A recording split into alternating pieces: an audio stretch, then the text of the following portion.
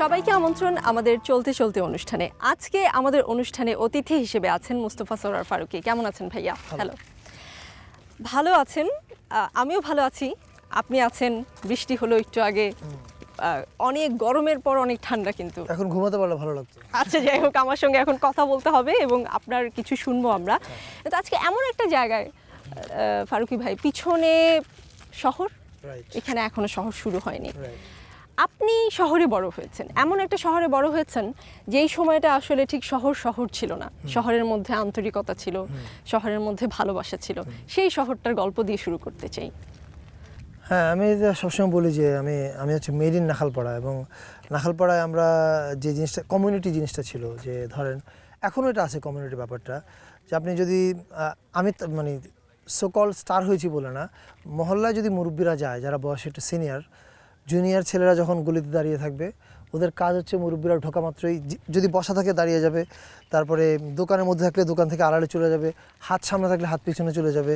এই যে কায়দা কানুনটা, এটা এখনও নাখালপাড়ার মধ্যে আছে। তারপরে আমি ছোটোবেলায় অনেক কিছু দেখেছি, যেমন এই যে এক বাসার জানালা থেকে তরকারি বাটি আরেক বাসার জানালায় চলে গেল, আবার ওই বাসা থেকে তরকারি এই বাসায় চলে আসলো।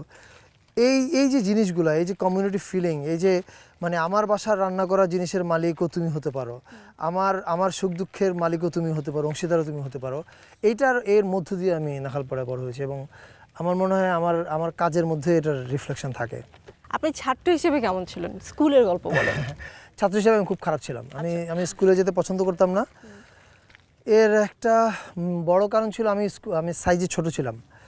তো ফলে এক সময় আমার একই ক্লাসের কয়েকটা বন্ধু আইন করে দিল যে আমি ওদেরকে ভাই বলতে হবে। তো এবং এটা আমাকে প্রায় 5-6 বছর আমি একই ক্লাসের ছেলেদেরকে ভাই বলে গেছি। এটা একটা ইস এ টর্চার। ফলে আমার জন্য স্কুলে উপভোগ করার মতো কিছু ছিল না।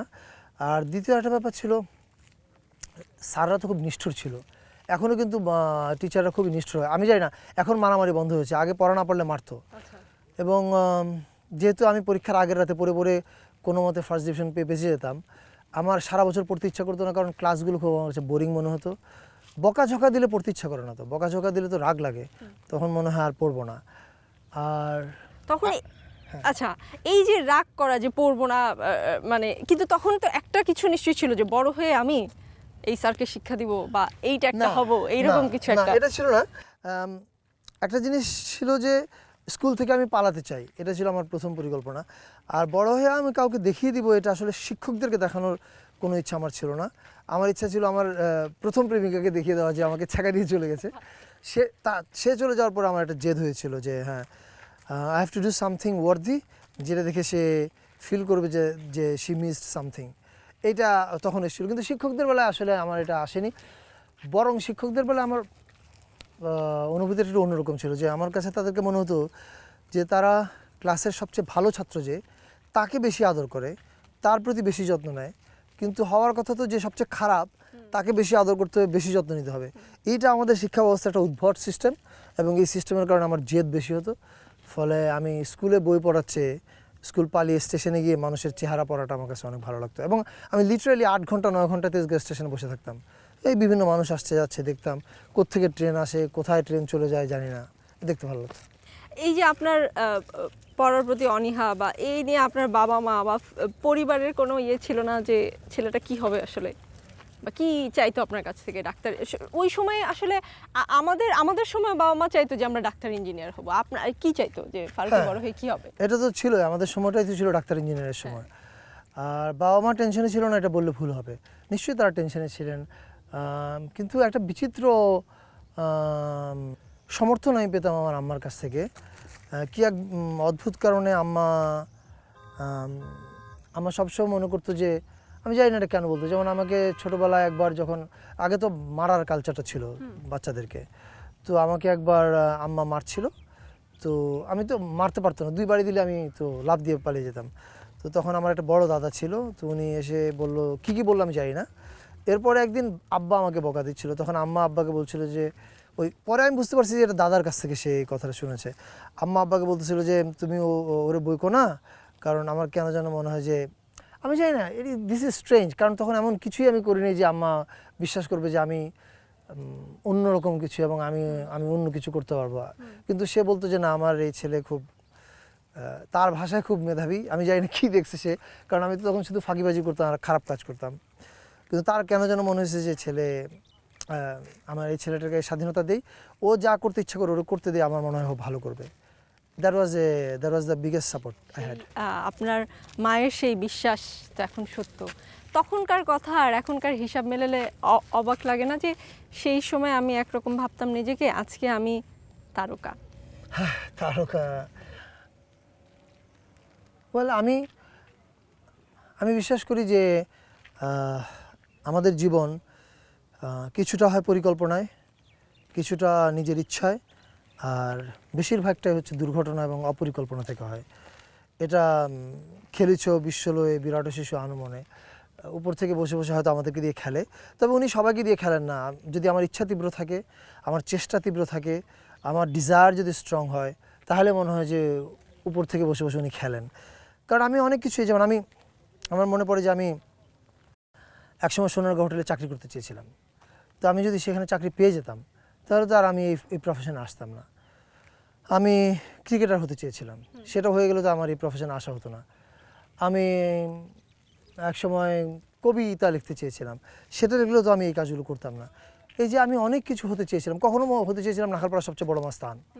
এই যে নানা কিছু হতে চাওয়া আমার স্বপ্ন ছিল, তার কোনোটাই যে আমি হইনি, এগুলোর মধ্যে তো আমার হাত ছিল না। ওগুলোর যে কোনো একটা হয়ে গেলে কিন্তু আমার আর এটা হওয়া হতো না।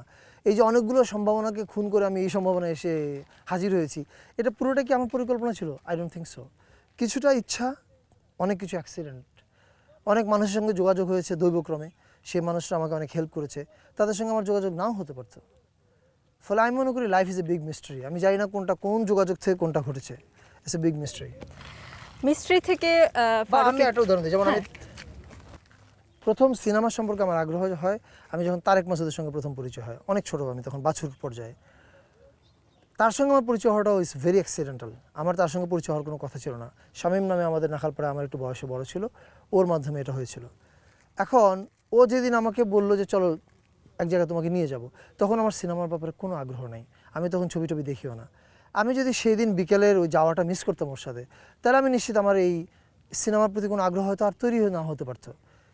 এই সামান্য ঘটনা, মানে এই যে আমি একটা উদাহরণ দিয়ে বোঝানো, যে সামান্য একটা ঘটনা যদি না ঘটতো ওই দিন, হয়তো এরপরে অনেকগুলো ঘটনা যেটা এটাকে ফলো আপ ছিল, সেই ঘটনাগুলো ঘটতো না, তাহলে হয়তো আমার ফিল্ম মেকিং করাও হতো না। ফলে এই যে ওই দিন যে আমি বিকেলে যাব, এটা তো পুরোটা আমার নির্ধারণ করা ছিল না। উপরের তিনি এই বিশ্ব নিয়ে খেলেছেন। আরো কথা হবে ফারুকী ভাই। দর্শক, চলতে চলতে অনুষ্ঠানে এবার একটা বিরতি নিব, ফিরছি কিছুক্ষণ পরেই। 4টা প্রেম করেছি, পছন্দ করেছি মানে 40 জনকে। মানে এটা তো খুব স্বাভাবিক, মানে কোথাও একজনকে দেখলে তো ভালো লাগে। ফলে এটা তো মুশকিল যদি বলি যে না আমার কাউকে দেখলে ভালো লাগে না। আমার চোখ ভালো, ফলে দেখলে ভালো লাগে।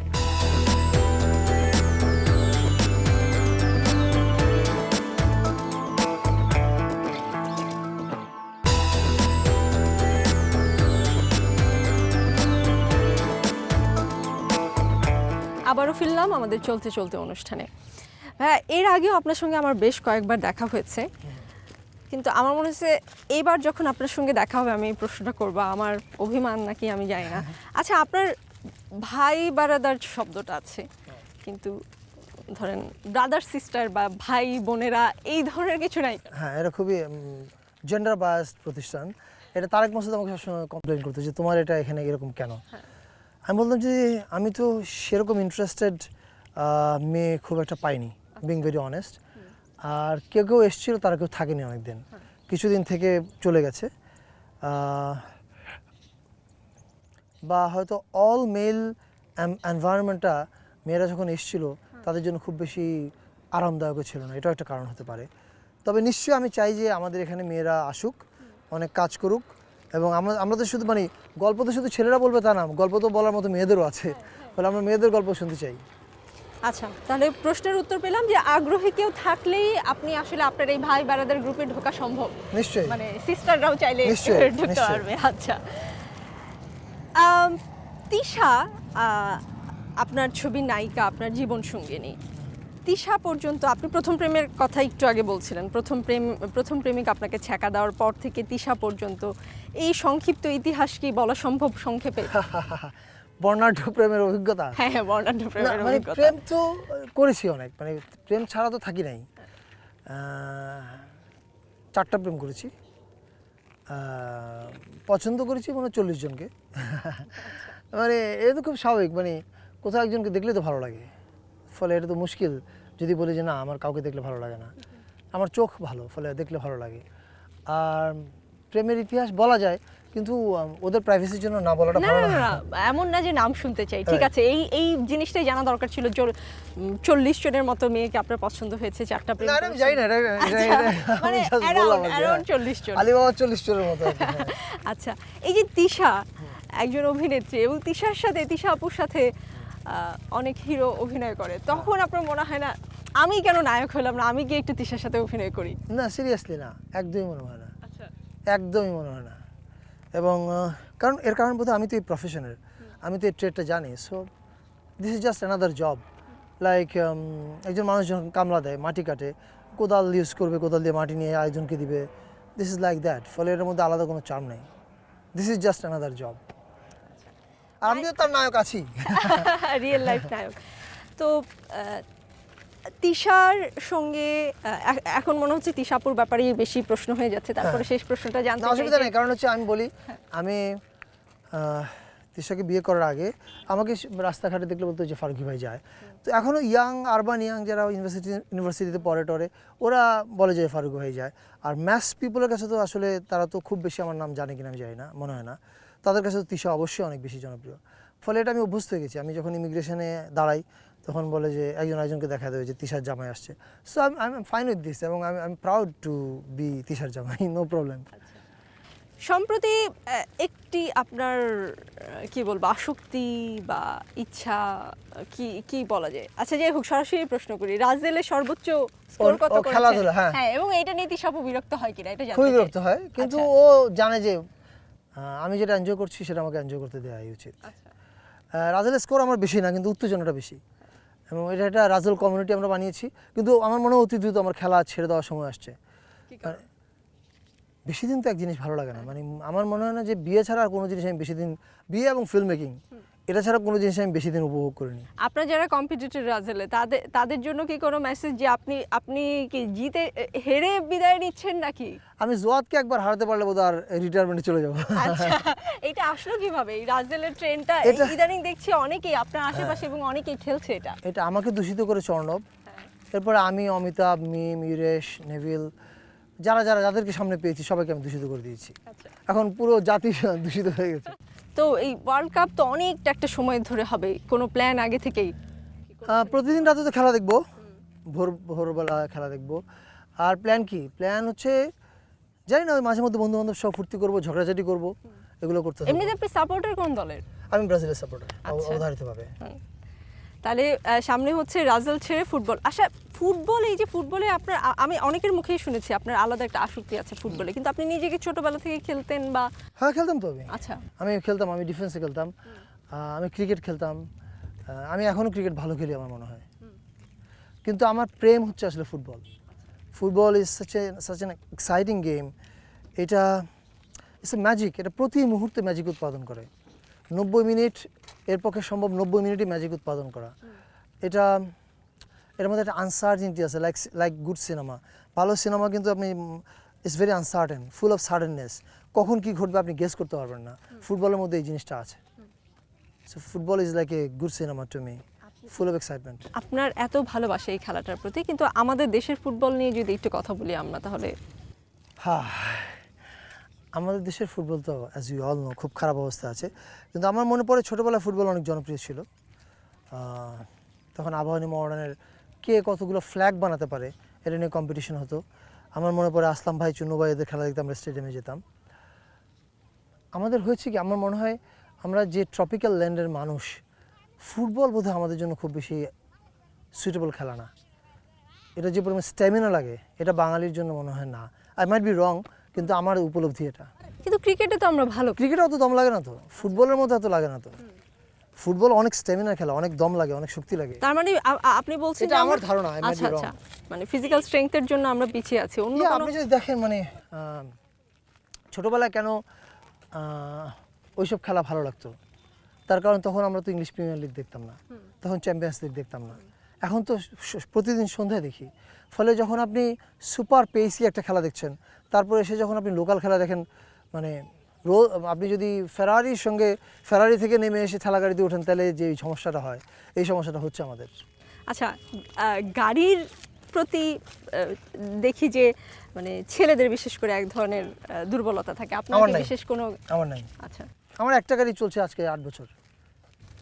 আপনার অনেক কিছুর প্রতি আসক্তি নেই, একসময় ছিল আপনি ধূমপান করতেন অনেক, এখন আপনি চা কফি কিছুই খান না, তো এই রকম আসক্তিহীন জীবন কিভাবে অন্যের পক্ষে গড়ে তোলা সম্ভব? একটু উপদেশমূলক কিছু শুনতে চাই আর কি। আমাকে হেল্প করেছে এটার জন্য তিশা। আসলে আমি তো নেশা করতাম, এটা সবাই জানে।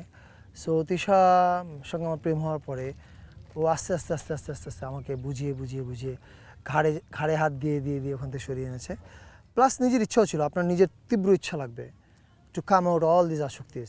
এখন আমি আসক্ত আসলে কিসে, আমি এখন সিনেমায় আসক্ত, আমার ফ্যামিলিতে আসক্ত, এই দুটো আসক্তি। আর খেলাধুলা, এই মাঝে মধ্যে বিচিত্র খেলা তৈরি করি, এগুলোর এই আসক্তি তো ভালো। ফারুকী ভাই, আরও কথা বলবো, দর্শক আরও কথা হবে আমাদের চলতে চলতে অনুষ্ঠানে। নিচ্ছি একটা বিরতি, ফিরছি কিছুক্ষণের মধ্যেই। পার্সোনালি যদি বলেন যে আমি স্বপ্ন দেখি যে কান, ভেনিস, বার্লিনে অফিসিয়াল সিলেকশনে বাংলাদেশের কোনো ছবি যত দ্রুত সম্ভব যাক। সবচেয়ে বড় স্বপ্ন যেটা দেখি যে আমাদের সিনেমাটা দেখে বাইরের দেশের মানুষ যেন বুঝতে পারে যেটা বাংলাদেশের সিনেমা।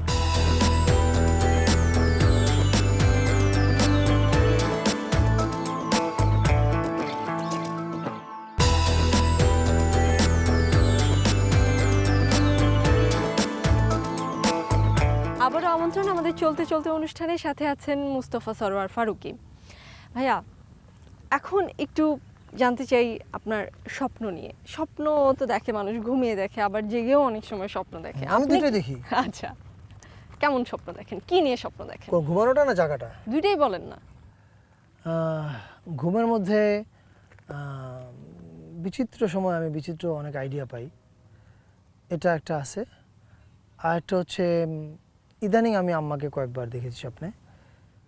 আর জেগে স্বপ্ন দেখি হচ্ছে সবচেয়ে বড় স্বপ্ন যেটা দেখি যে আমাদের সিনেমাটা দেখে বাইরের দেশের মানুষ যেন বুঝতে পারে যেটা বাংলাদেশের সিনেমা। আমাদের সিনেমা দেখে মানুষ যেন না বলে এটা বলিউডের সিনেমা বা ও ইন্ডিয়ান আর্ট হাউস, বুঝতে পারছি ওই একই স্কুলের। আমি চাই আমাদের নিজের একটা চরিত্র দাঁড়াক সিনেমার, এটা that is my biggest dream. আর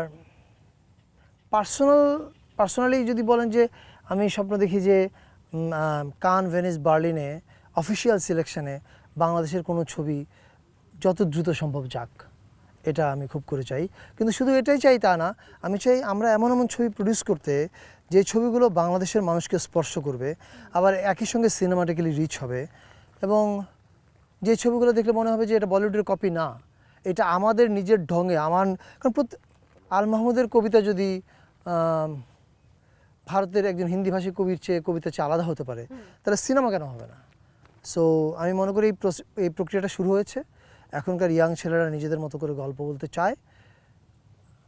আমি স্বপ্ন দেখি যে এটা আগামী 5-10 বছরের মধ্যে এটা একটা শক্ত প্ল্যাটফর্ম খুঁজে পেয়েছে। এটা কি আপনার স্বপ্ন না বিশ্বাস? এটা ঘটবে, of course, but of course you have to dream it first. আপনি স্বপ্ন না দেখলে আপনি কোনোদিন এটা বাস্তবায়ন করতে পারবেন না। সো উই ড্রিমড ইট। এটা শুরু হয়েছিল আমরা যখন 2000 সালের দিকে 21 টিভিতে কাজ করতাম, তখন থেকে আসলে একটু একটু করে স্বপ্ন দেখা শুরু হয়েছে। এখন এটা আমরা মোটামুটি কিছু দূর পথ এসেছি, কিন্তু আরও অনেক দূর যেতে হবে। আপনি নিজেকে কই দেখতে চান পারিবারিক জীবনে? আপনার মানে যেটাকে সহজ ভাষায় আমরা বলি ভবিষ্যৎ পরিকল্পনা। পারিবারিক জীবনে বাবা হিসেবে দেখতে চাই কোনো এক সময়, যখন সময় হবে ইনশাআল্লাহ। আর মানে পেশাগত জীবনে ছবি বানিয়ে যেতে চাই। ছবি বানাতে বানাতে যতদিন সুস্থ থাকি, আল্লাহ সুস্থ রাখে, ততদিন ছবি বানাতে চাই। এমনিতে হয় না অনেক সময় যে আমরা বসি একা একা থাকি, মৃত্যু নিয়ে অনেক সময় ভাবি যে হ্যাঁ মৃত্যুর পরে বোধহয় এটা আছে, বা আসলেই কি সব কিছু আছে? মানে মৃত্যু নিয়ে আপনার ভাবনা কি? আমি মৃত্যু ভয়ে খুবই ভীত একজন মানুষ। মৃত্যুকে আমি এতই ভয় পাই যে আমি এ কারণে একা ঘুরি না। আমার সঙ্গে সবসময় অনেক মানুষ থাকে, আমি একা খাই না, অনেক মানুষের সঙ্গে একসাথে খাই। এমনকি দেশের বাইরে যখন আমি যাই তখন আমার একা হোটেলে থাকতে খুব কষ্ট হয়, যে কারণে আমি মাঝে মধ্যে লোক নিয়ে যাই সাথে করে, এবং ইটস ভেরি ডিফিকাল্ট। আমি এমনকি যখন আমি শাওয়ার নিতে যাই ওয়াশরুমে, তখন আমি দরজা বন্ধ করি না। এই ছোটো জায়গায় আসলে মনে হয় আমি আমার মৃত্যুর কথা মনে পড়ে, অ্যান্ড আই ফিল স্কেয়ার্ড, জানি না কবরে কীভাবে থাকবো। বাট ইউনো, আমার মনে হয় সব মানুষই মৃত্যুকে খুব ভয় পায়, আমরা থাকতে চাই। That's really scary. এবং মৃত্যুকে ভয় পাই বলেই বোধহয় এসব ছবি বানাই, এরকম নানা কিছু করতে থাকি, ভালোবাসি, বাচ্চা কাচ্চা উৎপাদন করতে চাই, এই যে মায়া, এই যে একটা ম্যাজিক তৈরি করতে চাই, এগুলো আসলে মৃত্যুকে ভুলে থাকার জন্য। এবং এই জিনিসগুলো যদি আমাদের জীবনে না থাকতো, সংসার, সন্তান, কাজ, অ্যাচিভমেন্ট, তাহলে বোধহয় মানুষ আত্মহত্যা করতো। ইটস ভেরি ডিফিকাল্ট, কারণ আপনি যখনই ভাববেন যে আপনি আর থাকবেন না, it's very difficult to accept.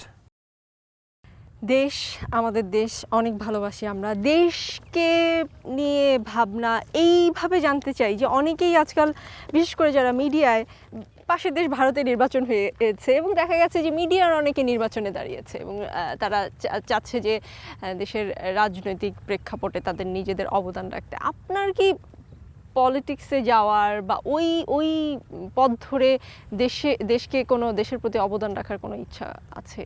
I M a political animal, আমি বিশ্বাস করি আমি একটা পলিটিক্যাল অ্যানিমাল, কিন্তু রাজনীতি সরাসরি করবো কিনা এরকম কোনো ইচ্ছা আমার নাই। কিন্তু আমি ভীষণভাবে রাজনৈতিকভাবে সোচ্চার একজন প্রাণী, এবং আমি পত্রিকায় লেখালেখি, টিভি টক সাথে কথা বলা বা ফেসবুকে নিজের মতামত পেশ করার মধ্যে দিয়ে রাজনীতি নিয়ে আমার কথাগুলো আমি বলতে চাই। আমার ছবির মধ্যেও আমি রাজনীতির কথা সারাক্ষণই বলতে থাকি, কারণ আমি বিশ্বাস করি একটা দেশ তার সংস্কৃতি, তার বাজার, তার অর্থনীতি এসব নিয়ে দাঁড়াবে তখনই শক্তভাবে দাঁড়াতে পারে যখন তার নাগরিকেরা রাজনীতি সচেতন হয়, যখন তার নাগরিকদের কাছে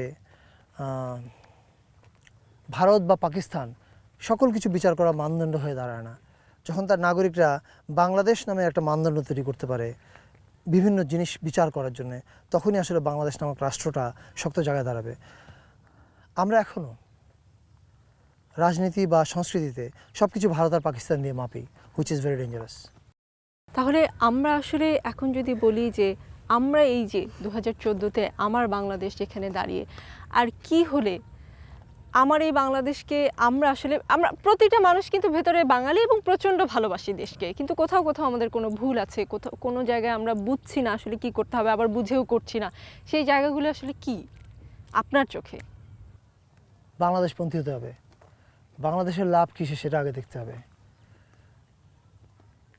একটা উদাহরণ দিই, আপনি কোরিয়ায় গেলে দেখবেন অনেক টাকা আছে, তারপরে তারা হিউন্দাই গাড়ি ব্যবহার করে, মার্সিডিজ কিনছে না কেন? এর মধ্যেই সূত্র নিহিত আছে। এটা আমাদের মধ্যে আসতে হবে, তাহলে বাংলাদেশ আগাবে। কিন্তু সেটা কি কেবল আমাদেরই প্রচেষ্টা? মানে আমরা কি পারবো আসলে, যেমন দেশটার কাণ্ডারি যারা রাজনীতিবিদরা, তাদের দিকে তাকিয়ে থাকলে হবে না? আমরা চাইলে আমরাই কিছু আমাকে করতে বদলাতে পারবো। হবে আগে। আমি তো মনে করি রাজনীতিবিদদের চেয়ে আমরা খারাপ। একটা ওল্ড প্রবাদ আছে, মোস্ট প্রবলি হাদিসও আছে, যে একটা জাতি সেরকম নেতা পায় যেরকম নেতা সে ডিজার্ভ করে। আমার নেতা আকাশ থেকে আসবে না, আমার নেতা যদি খারাপ হয় তাহলে জানতে হবে আমিও খারাপ, আমাদেরকে বদলাতে হবে আগে। কোথায় কোথায় যেতে চান এক জীবনে? মানে পৃথিবী তো গোল, জায়গা সংক্ষিপ্ত, কিন্তু তার মধ্যেও কই যেতে চান বা যাওয়া হয়নি, এই জায়গাটায় যেতে চাই, এই জিনিসটা করতে চাই? আমার না এরকম কোনো বিচিত্র, কোনো সত্যি শুনলে অবাক হবে, আমার এরকম কোনো স্বপ্ন নাই। আমি যখন যে জায়গায় থাকি ওটাতেই বেশ ভালো লাগে। এই যখন যে জায়গায় গেলাম ওটার মধ্যে আমি আনন্দ খুঁজে নিতে পারি। মানে এখানে হ্যাঁ, ছবিতে যখন দেখি বা অনলাইনে যখন দেখি বিভিন্ন সুন্দর জায়গার ছবি, তখন সেখানে যেতে ইচ্ছা করে। কিন্তু আপনি যদি বলেন যে আমি কোথায় যেতে চাই, তা আবার বলবো আমি যেতে চাই কান, ভেনিস, বার্লিনের সেই প্ল্যাটফর্মে যেখানে অফিসিয়ালি আমাদের ছবিটা সিলেক্টেড হবে, সেখানে যেতে চাই। এমনিতে একদম ব্যক্তি ফারুকীকে বলি, ব্যক্তি ফারুকী কি প্রতিদিনকার সকাল থেকে বিকেল পর্যন্ত কোন রুটিন, মানে কি খায়, কি তার ভালো লাগে? আমি খুব সাধারণ একজন মানুষ। আমি মাছ খাই, ভাত খাই, ডাল খাই, শাক খাই, সবজি খাই। আমার বিশেষ কোনো খাওয়া দাওয়ার ইয়ে নাই। মাছের প্রতি আসক্তি আছে। সকালে ঘুম থেকে উঠে 5টা পত্রিকা পড়ি, তারপরে ফেসবুক করি মাঝে মধ্যে, কাজ থাকলে কাজে চলে যাই। এখন রাজেল খেলছি, আব্বার সাথে কথা বলি, এখন তো আম্মা নাই। শাশুড়ির সঙ্গে শয়তানি করি বাসায় আসলে পরে, বউর সঙ্গে কথা বলি একটু পর পর। এই তো এসব করি। আমার জীবন খুবই খুবই খুবই সাধারণ জীবন, এক্সাইটিং কিছু নেই আমার জীবনে। ওকে ব্যায়াম করি মাঝে মধ্যে, মাঝে না বেশিরভাগ দিনই। দর্শক, কথা বলছিলাম চলচ্চিত্র নির্মাতা মোস্তফা সরোয়ার ফারুকীর সঙ্গে। খুব অসাধারণ একজন চলচ্চিত্র নির্মাতা, কিন্তু তার জীবন তিনি বলছেন খুব সাধারণ। সেই সাধারণের খানিকটা তুলে ধরবার চেষ্টা করেছি আজকে চলতে চলতে অনুষ্ঠানে। পরবর্তী পর্বে নতুন কোনো অতিথির সঙ্গে আবারও দেখা হবে। সেই পর্যন্ত ভালো থাকুন, সুস্থ থাকুন, যমুনা টেলিভিশনের সঙ্গেই থাকুন।